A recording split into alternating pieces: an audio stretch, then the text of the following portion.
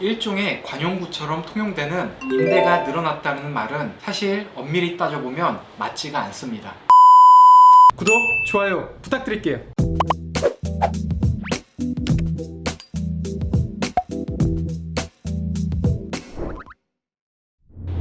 안녕하세요 팬 여러분, 페인랩입니다.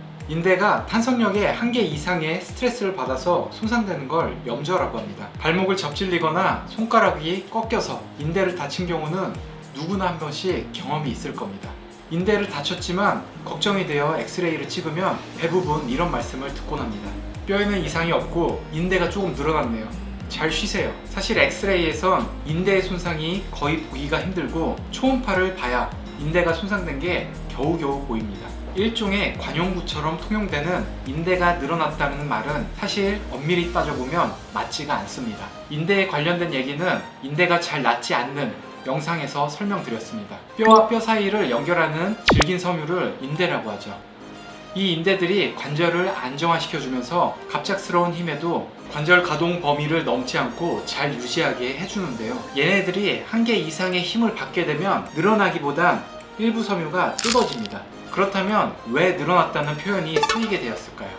영어로 스프레인이라는 단어를 찾아보면 스트레치, or 톤 이란 표현으로 나옵니다. 그 중에서 스트레치라는 표현을 우리말로 늘어났다고 해석을 해서 그런데요. 스트레치라는 뜻은 늘리다, 잡아당기다 라고 해석하고 여기서 스트레치, 늘어난 보다는 잡아당겨진으로 해석해야 합니다. 그리고 톤이라는 단어는 찢어진 이라는 뜻입니다.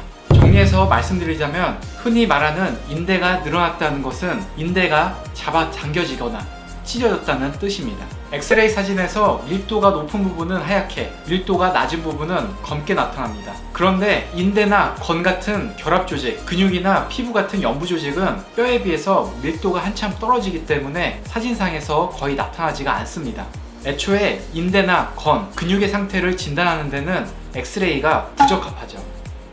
오해는 하지 말아주세요. 필요 없다는 게 절대 아닙니다. 병원에서 통증 환자들에게 1차적으로 엑스레이 촬영을 실시하는 이유는 첫째로는 골절처럼 확연하게 눈에 띄는 심각한 상해를 걸러내기 위함입니다. 두 번째는 환자에게 주는 경제적 부담이 상대적으로 적은 검사이고, 세 번째, 검사 결과가 나오는데 걸리는 시간이 매우 짧습니다.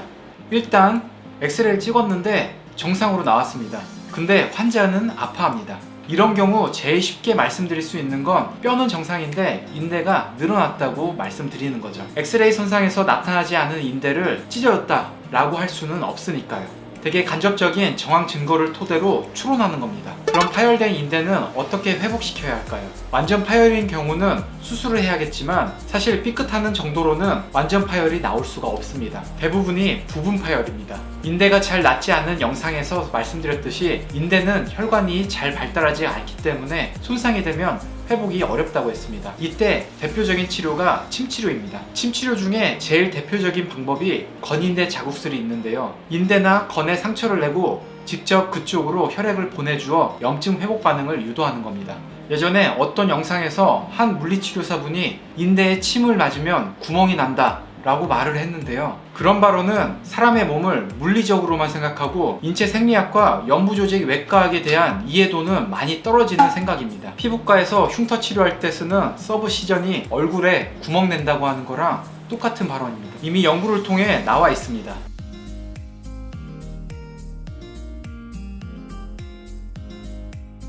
위 연구는 쥐 실험으로 괴사되는 조직에 침작을 주게 되면 혈액순환이 좋지 못한 부분에 혈류량을 증가시켜서 괴사 조직이 적어지고 회복이 된다는 논문입니다. 어떠신가요? 인대가 늘어났다는 표현이 매우 흔한 표현이기 때문에 어색하지가 않죠. 그렇다고 오늘 다룬 영상의 주제가 인대가 늘어났다는 말은 잘못된 거니 인대가 뜯어졌다 라고 써라 라는 게 아닙니다. 그냥 궁금증을 해결하기 위해서 영상을 찍게 됐습니다. 지금까지 페인랩이었습니다. 다음 영상에서 뵐게요.